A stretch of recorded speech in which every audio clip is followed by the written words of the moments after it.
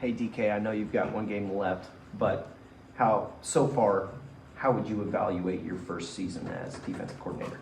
I think it's been some up and downs. We had some really good moments that we played in every game. We've had some good moments. Just the consistency of what we do just hasn't been where we wanted on every game there. And if we can capture just those moments where we're playing really well and playing at our level, I think there's a bright future here for the guys who'll be returning to playing. So I'm excited about that. DK, when you watch this Utah offense, you see how good they are at rushing. You guys have kind of struggled to contain the rush. How do you go in a game like this where that's probably going to be a thing that turns this game? Yeah, you know what they're going to do, and really they're good at everything, just for, the yards, but they are one of the top rushing teams in the nation. So it's all the same.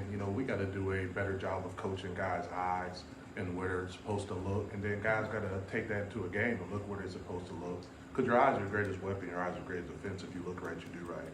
And if our eyes are right, then we can get in the right gap and kind of do what we need to do. But, just like the last game, if our eyes aren't good, then we're not going to be in our gap and not doing that. So we got to do a better job coaching that to the players and then do a better job of executing that in the field. And that's going to give us a great chance. And as always, you got to tackle. And they got some guys who are really good in space, can make you miss. So we got to have many hats at the ball, try to get many hits, and get them down to the ground and get ready to go. And with that, when you're talking about still coaching eyes and stuff in a do or die week, I'm sure so much of that is spring and camp and just drilling it, right? How can you do it in a 1 week setting to make sure it shows up on Friday? Yeah, it's whatever you have in the game plan at that time. You got to really go over, hey, this is where your eyes are, this is where they got to stay, and he will lead you to where you need to go. Mm-hmm. And that's easier said than done, but that's football. Right. That's football, and that's a beautiful game which we play. Like I said, if you look right, you're going to do right. And I think that's the most important thing in playing defense, at any level, all the way down to Pee Wee, all the way up when I coached the NFL.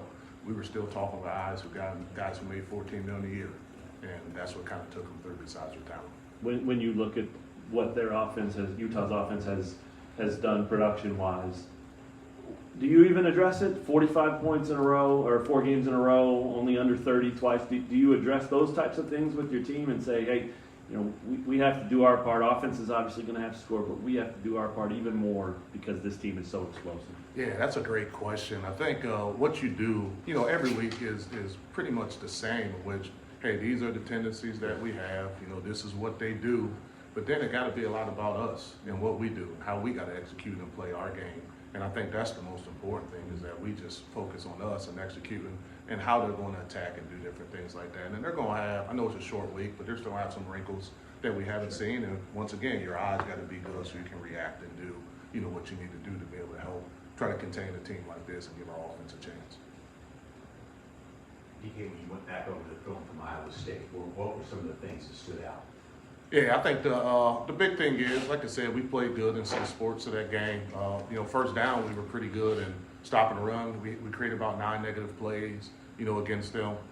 It's big, like I said, just earlier. I just think our eyes weren't where they need to be. We didn't do a great job coaching it that week, and guys didn't do a great job executing. So we got to do a lot better job as coaches getting these guys' eyes where they're supposed to be so they can get their feet and body and hands in the proper spot to make the plays necessary for us to be a great defense. Watching Utah the last couple of weeks, they do a lot of different things in the run game. Is this probably the most diverse run game? It definitely is, because when I say everybody on the field can run the ball, I mean everybody. They're putting linemen and, eligible numbers, and they're catching footballs, and two quarterbacks on the field at times doing things, a couple different running backs sitting there at quarterback. It's very creative what they do, and that's kind of college football nowadays. And so that's the beauty of the challenge of defense and trying to play defense in this day and age is that offenses can do a lot of multiple things. But once again, it comes back, our eyes got to be in the right spot because they're going to motion, they're going to move, they're going to shift, they're going to pull guys, they're going to do all those great things, and we got to do a good job with our eyes being in the right spot so we can get our feet and hands in the right spot to make plays. With all the seniors on the defensive side of the ball, what are those conversations throughout this week? Kind of like, hey, you got one more guaranteed, but you're playing for another one. Yeah, it's been a whole season thing. If you ask the seniors, I really stress to them that Sam's going through the hourglass. That they're not going. There's no do-overs for seniors. They got this one opportunity, and that's what it is. So it's not something we just stress this week. It's something I've stressed all year, that they take advantage of the opportunities that they have. And that's really important, because at this age, young men don't realize, what it really means. When they get to be an old fart like myself, then they realize, hey, they're going to miss the smell of the locker room, the turf, the grass, putting on the pads. They're going to miss all that. Your job as a coach, just to kind of get them to realize it a little bit. And I got so much respect, just for our seniors, and just seniors in general, especially our seniors, because the guys who've been here for a while, and I've been a part of this a couple times, they were just kind of sold a dream. Like, it wasn't, hey, we're a bowl team, or, they were sold that this is what we're trying to become. And through their effort, they made it into what it is, what the expectations are, what it is, where people get upset about losses here.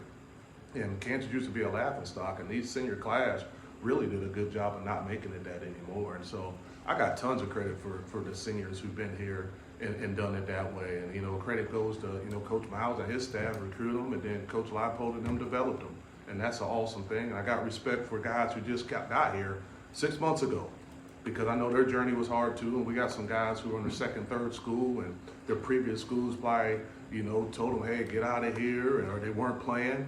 And they got here and wanted to make a last statement in their senior year, and that's a beautiful thing. So like I tell our guys, I got tons of respect for the seniors. My whole year this year has been dedicated to those seniors and those guys going out playing their best football. And so it's an emotional thing.